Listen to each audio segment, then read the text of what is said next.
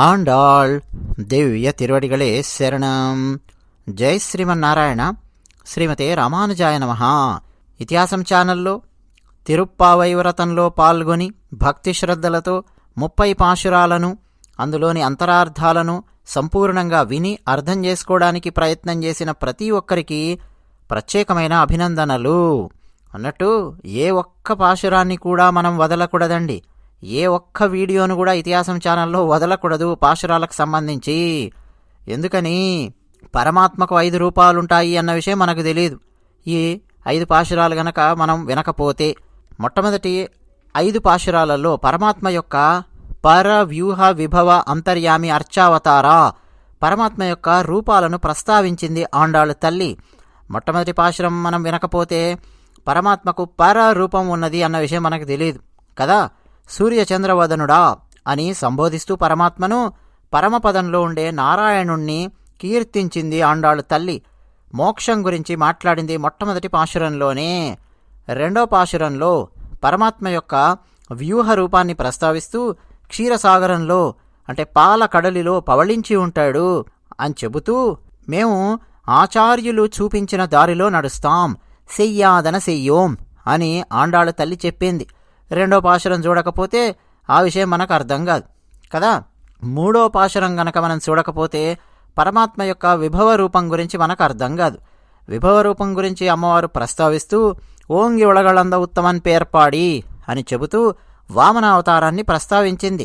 సకల సంపదలు కలిగి ఉన్నప్పుడు కూడా పరమాత్మను ధ్యానించండి అని మనకు ఉద్బోధ చేసింది ఆండాళ్ తల్లి. నాలుగో పాశురంలో ఆళిమళైకన్నా అని చెబుతూ అంతర్యామితత్వాన్ని అమ్మవారు ఆవిష్కరించారు. ఉదాహరణగా ఆ పరమాత్మ నియమించిన దేవతలలో ఉండే ఒక దేవత వరుణదేవుడి గురించి ప్రస్తావిస్తూ, వర్షాలు విస్తారంగా పండాలయ్యా, మాకు ఏదో మేము వ్రతం చేస్తున్నామంటే మాకు కావాల్సిందేదో వ్రతం చేస్తున్న వాళ్ళకి ఇవ్వడం కాదు.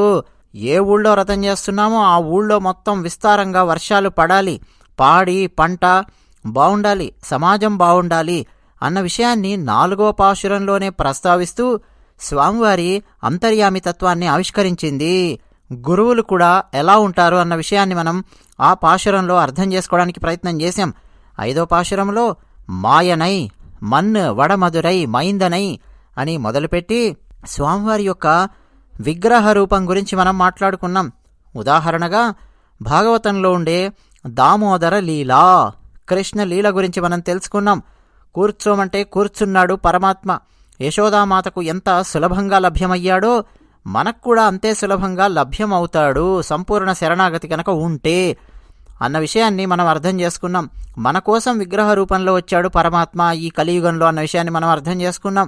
6వ పాశురం నుంచి మొదలుపెట్టి 15వ పాశురం వరకు వరుసగా 10 మంది జ్ఞానులకు గుర్తుగా 10 మంది గోపికలను నిద్రలేపడం మనం తెలుసుకున్నాం. 6వ పాశురంలో పుళ్ళుం సిలంబిన కాణ్ పుళ్ళరయన్ కోయిలిల్ అని మొదలుపెట్టి పక్షుల యొక్క 2 రెక్కలను జ్ఞానము అనుష్ఠానము అంటే జ్ఞానము కర్మ అని చెప్పుకుంటూ భరతుడిని లక్ష్మణుడిని ఉదాహరణగా తీసుకొని ఆ ఇద్దరికి మధ్య తేడా ఏమిటి స్వామివారిని అర్చించడంలో మనం తెలుసుకున్నాం. అంతేనా, పూతన శకటాసుర భంజనం భాగవత లీలలు అన్నీ మనం 6వ పాశురంలోనే చూశాం. 7వ పాశురంలో కీషు కీషన్ రెంగుం ఆనైచ్చాత్తన్ అని మొదలుపెట్టి పరమాత్మకు సేవ చేయడం మాత్రమే కాదయ్యా, భాగవత సేవ చేయాలి అని మాట్లాడుకున్నాం.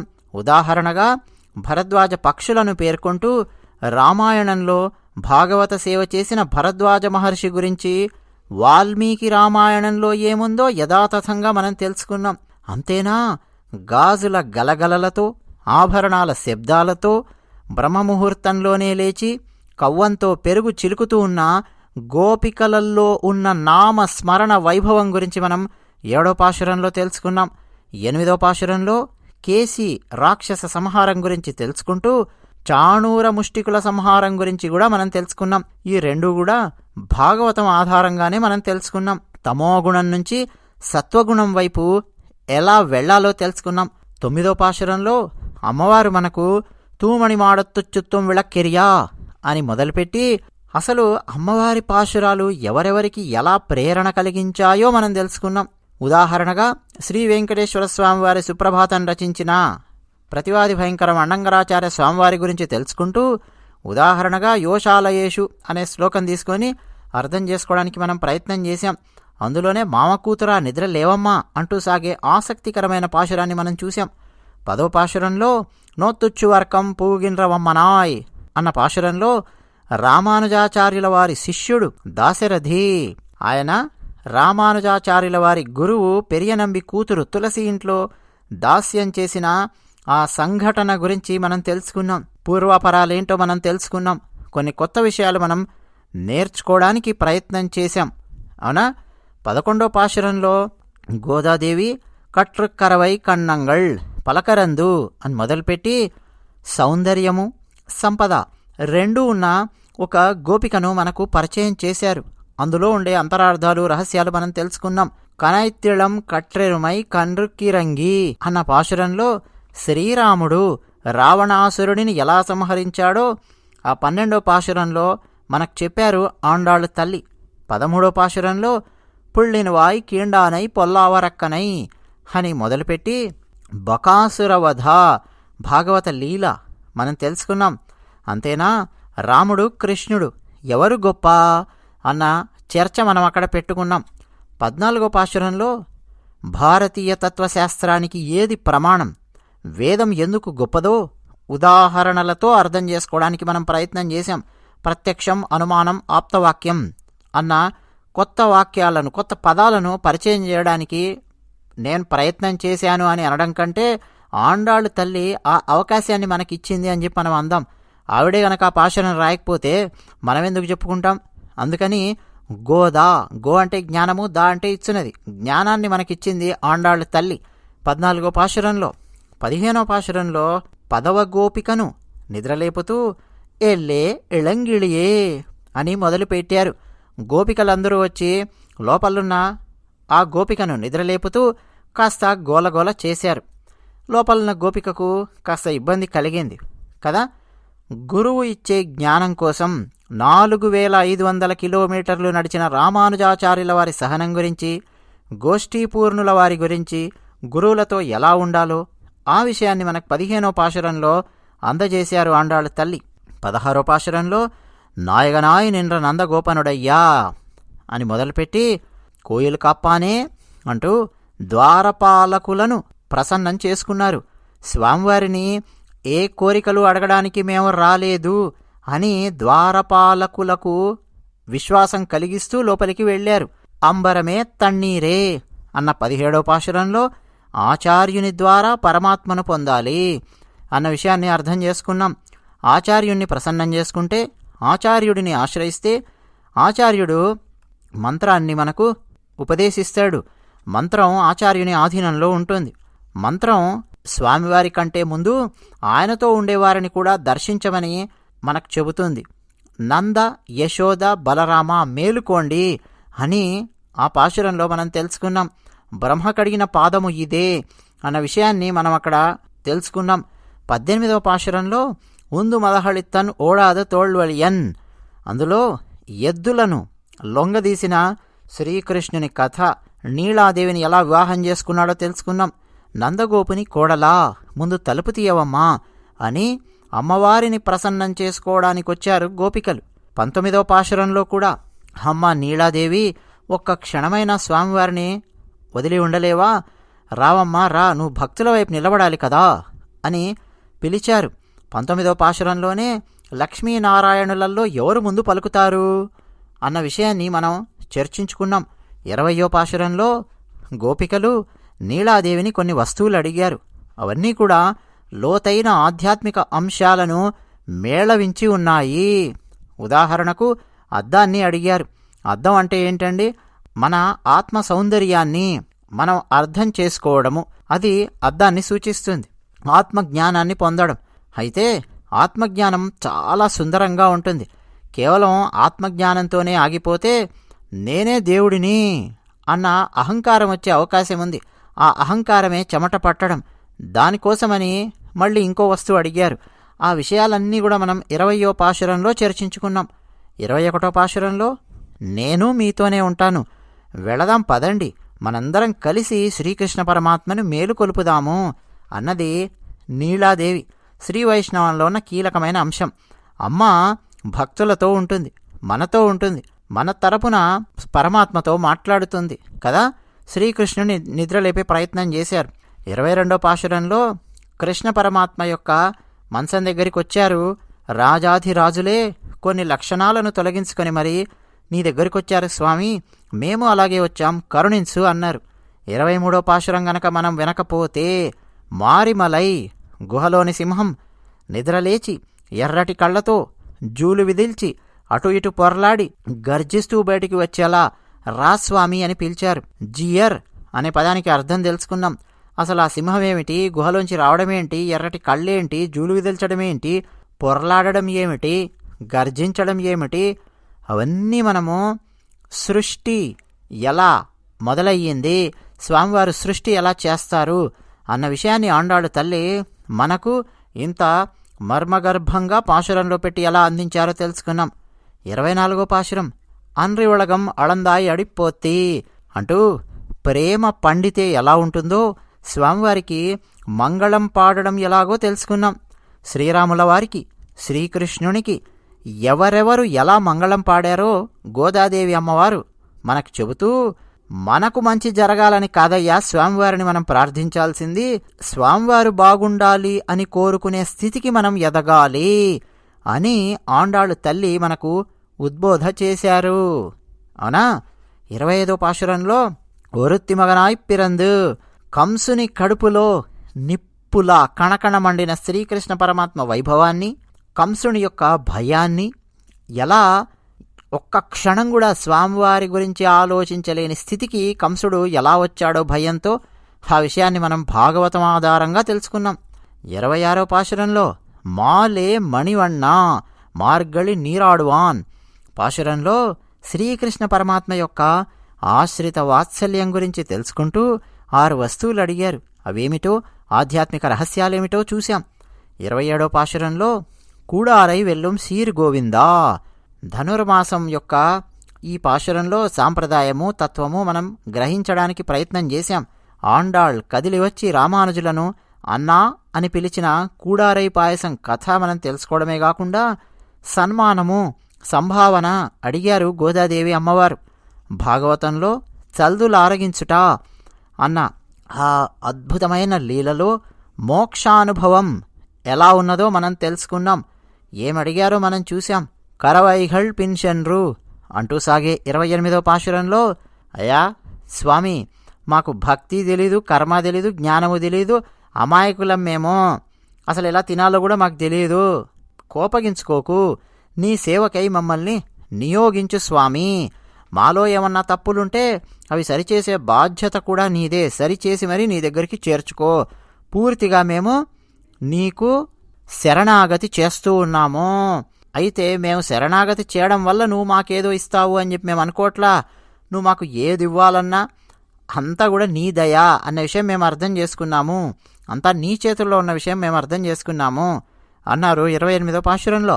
29వ పాశురం సిత్తం సిరు కాలే వందు ఉన్నై చేవిత్తు అన్న పాశురంలో ఆండాళ్ళు తల్లి అసలు ఆమెకు జీవులపై ఎంత ప్రేమ ఉన్నదో మనం తెలుసుకున్నాం. 7 జన్మలకు ఏనాటికైనా నిత్య సంబంధము నీతోటి గలుగా అని అమ్మవారు అసలు ఏమడుగుతున్నారో, మోక్షాన్ని మించిన కోరిక ఎలా కోరారో మనం తెలుసుకున్నాం. చిట్ట చివరి 30వ పాశురంలో ధనుర్మాసంలో ఖచ్చితంగా వినాల్సిన ఈ పాశురంలో వంగక్కడల్ కడైంద మాధవనై కేశవనై అని సాగే ఈ పాశురంలో ఫలశ్రుతిగా చతుర్విధ ఫల పురుషార్థాలు స్వామివారు అనుగ్రహిస్తారు ఈ వ్రతం గనక పూర్తి చేస్తే అన్న విషయాన్ని 30వ పాశురంలో మనం తెలుసుకున్నాం. ఏ ఒక్క పాశురం వినకపోయినా ఏదో ఒక కీలకమైన విషయం మిస్ అవడం కాదండి, చాలా కీలకమైన విషయాలు మిస్ అవుతాం. ఎందుకు అనంటే ఇంకా చాలా చాలా విషయాలు మనం తెలుసుకున్నాం. ఒకప్పుడు ఆలయాలు యతీశ్వరుల చేతుల్లో, సన్యాసుల చేతుల్లో ఉండేవి అన్న విషయం మనం తెలుసుకున్నాం. వాళ్ళు నడిపేవారు ఆలయాలను అని ఒక పాశురంలో మనం తెలుసుకున్నాం. అలాగే శ్రీకృష్ణదేవరాయల వారి ఆముక్తమాల్యదకు సంబంధించి కనీసం 3-4 పద్యాలు మొత్తం మనం ఈ ధనుర్మాసంలో చూశాం. వేదాంత దేశికుల వారు వారు అందించిన వ్యాఖ్యానాలను మనం తెలుసుకున్నాం. ఇంకా చాలామంది పూర్వాచార్యులు పెద్దలు అందించిన వ్యాఖ్యానాలను మనం తెలుసుకున్నాం. మన తెలుగువారు యతీశ్వరులు శ్రీ శ్రీ శ్రీ త్రిదండి నారాయణ రామానుజ చిన్న జీయర్ స్వామివారు వారు అందించినటువంటి వ్యాఖ్యానాలను వాటిని కూడా మనం స్పృశిస్తూ వారికి కూడా మనం నమస్కరించాం. అలాగే నిన్నగాక మొన్న ఆదిశంకరాచార్యుల వారి భజగోవిందం మనం గుర్తు చేసుకున్నాం. గోవిందనామ స్మరణ, గోవిందనామ వైభవం, అన్నమాచార్యుల వారి కీర్తనలు, ఇలా మొదలుపెట్టి ఎన్నెన్నో విషయాలు విశేషాలు, పైగా రామానుజాచార్యుల వారి జీవితంలో జరిగిన కొన్ని సంఘటనలు, అలాగే మారినేరి నంబి వారికి సంబంధించిన కథ, పరమాత్మ ముందు ఈ కులాలు ఇవన్నీ ఈ అహంకారాలు ఇవన్నీ పనిచేయవు అన్న విషయాన్ని పెరియనంబి మారినేరి నంబి ఆ సంఘటనలో మనం తెలుసుకున్నాం. యామనాచార్యుల వారి గురించి మనం తెలుసుకున్నాం. ఆళ్వార్ల గురించి అక్కడక్కడ మనం తెలుసుకున్నాం. ఉదాహరణకు తొండరడిపొడి ఆళ్వార్, విప్రనారాయణులు వారి గురించి కాస్త మనం అలా స్పృశించాం. అంతేనా, ప్రతిరోజు 30 పాశురాలు చదవలేకపోయినా కనీసం చిట్ట చివరి 2 పాశురాలైనా సరే నేర్చుకొని వాటినైనా సరే ప్రతిరోజు స్వామివారి ముందు చదవాలి అన్న విషయం మనం తెలుసుకున్నాం. తిరుమల తిరుపతి అక్కడ ప్రతిరోజు ఈ 2 పాశురాలను ఖచ్చితంగా చదువుతారు అన్న విషయాన్ని మనం తెలుసుకున్నాం. అలాగే ఈ నెల రోజుల పాటు ధనుర్మాసంలో తిరుమల శ్రీ వెంకటేశ్వర స్వామి వారి ముందు కౌసల్యా సుప్రజారామ అది పాడరు, దాని బదులుగా ధనుర్మాసం తిరుప్పావై ఈ 30 పాశురాలను స్వామివారి ముందు గానం చేస్తారన్న విషయం తెలుసుకోవడమే కాకుండా ఈ నెల రోజుల పాటు శ్రీ వెంకటేశ్వర స్వామివారిని శ్రీకృష్ణునిలాగా భావించి వేడి నీటితో అభిషేకాలు చేయడము, అలాగే బెల్లంతో దోశలు వేసి పెట్టడం స్వామివారికి, ఇలాంటి నైవేద్యాలు చేస్తారు, కృష్ణునిలా భావిస్తారు అన్న విషయం మనం తెలుసుకున్నాం. అంతేనా, కాంచీపురంలో ఉండే దేవాలయాల గురించి మనం తెలుసుకున్నాం 2 సంఘటనలలో. అంతేనా, శ్రీవిల్లిపుత్తూరు ఎలా ఉంటుందో అక్కడక్కడ వర్ణనలు అవన్నీ కూడా మనం స్పృశించడానికి ప్రయత్నం చేశాం. అంతేనా, సాంప్రదాయం విషయంలో ఎలా ఉండాలో తెలుసుకున్నాం. అంతేకాదు పరమాత్మ మనకు ఎంతటి భక్త సులభుడో, శ్రీకృష్ణ పరమాత్మ గురించి శ్రీరాముల వారి గురించి ఎన్నెన్నో విషయాలు మనం చర్చించుకునే అవకాశం మనకు దక్కింది. విభీషణ వరద గోవింద అంటూ విభీషణుడు శ్రీరాముల వారిని ఎలా ఆశ్రయించాడో 2-3 సంఘటనల ద్వారా మనం తెలుసుకున్నాం. గురువుగారి ద్వారా పరమాత్మను ఆశ్రయించాలి అంటూ విభీషణుడు ముందు సుగ్రీవుని ద్వారా శ్రీరాముల వారిని ఆశ్రయించడము అక్కడ చూశాము. విభీషణుడు వచ్చిన తర్వాత తనను తాను తగ్గించుకుంటూ పారదర్శకంగా తనలో ఉన్న లోపాన్ని ముందు స్వామివారి ముందు చెప్పి తనను ఎలా పరిచయం చేసుకున్నాడో వాల్మీకి రామాయణం ఆధారంగా మనం తెలుసుకున్నాం. అలాగే శ్రీకృష్ణ పరమాత్మకు సంబంధించిన ఎన్నెన్నో లీలలు మనం స్పృశించడానికి ప్రయత్నం చేశాం. బ్రహ్మదేవుడు అలాగే ఇంద్రుడు ఎలా శ్రీకృష్ణ పరమాత్మ ముందు తల వంచుకొని కృష్ణ పరమాత్మకు గోవింద పట్టాభిషేకం చేశాడో మనం తెలుసుకున్నాం. అలాగే పరమాత్మ భక్తి, జ్ఞానము, కర్మ వీటన్నింటి వల్ల లభించడం కంటే సంపూర్ణ శరణాగతి గనక చేస్తే, ఇంగ్లీష్లో చెప్పాలంటే టోటల్ సరెండర్ అంటాం, చాలా సులభంగా పరమాత్మ మనకు లభిస్తాడు. ఎందుకంటే పూర్తి బాధ్యత మనం ఆయన మీదే పెట్టేశాం కాబట్టి అన్న విషయాన్ని మనం తెలుసుకుంటూ చరమ శ్లోకం గురించి మనం ప్రస్తావించుకున్నాం. సర్వధర్మాన్ పరిత్యజ్య మామేకం శరణం వ్రజ అహం త్వా సర్వపాపేభ్యో మోక్షయిష్యామి మా శుచః. భగవద్గీత 18వ అధ్యాయంలో వస్తుంది ఈ శ్లోకము. అయితే ఆశ్చర్యకరంగా గోదాదేవి అమ్మవారు ఈ శ్లోకం అంటే మోక్షాన్ని అనుగ్రహించే అర్థాలు ఉన్నటువంటి ఈ శ్లోకం గురించి మొట్టమొదటి పాశురంలోనే ప్రస్తావిస్తూ పరై అన్న పదాన్ని ఆమె ఉపయోగించి నారాయణనే నమక్కే అని చెప్పి మొదలుపెట్టారు. అంటే మోక్షం గురించి మొట్టమొదటి పాశురంలోనే అమ్మవారు ప్రస్తావించారు.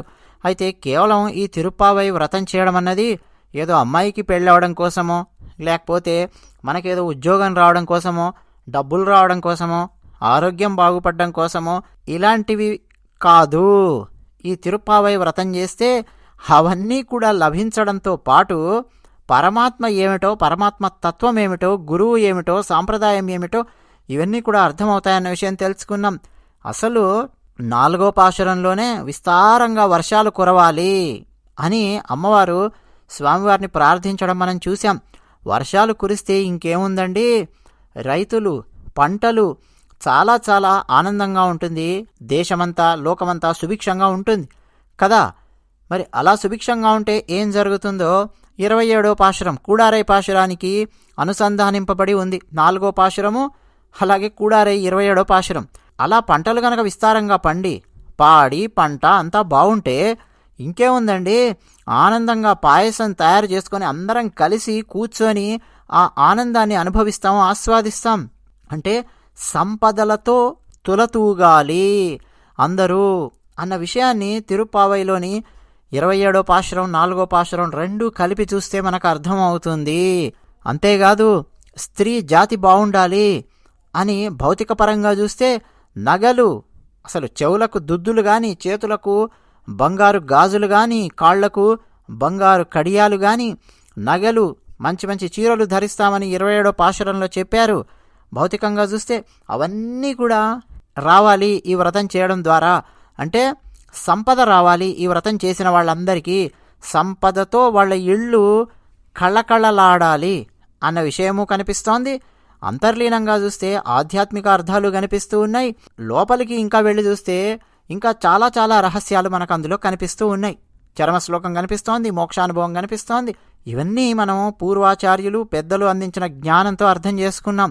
అంటే ఈ వ్రతం చేస్తే వర్షాలు పడడము, అమ్మాయికి పెళ్ళి అవడము, సంపదలు రావడము, ఆరోగ్యం బాగుండడం, ఇవన్నీ జరుగుతాయి. దాంతోపాటు పరమాత్మ తత్వము, మోక్షం అంటే ఏమిటి, మోక్షానికి మించినటువంటి కోరిక 29వ పాశురంలో, సాంప్రదాయము, వేదధర్మము, పెద్దలు నడిచిన మార్గము, ఇవన్నీ కూడా మనం చర్చించుకున్నాం.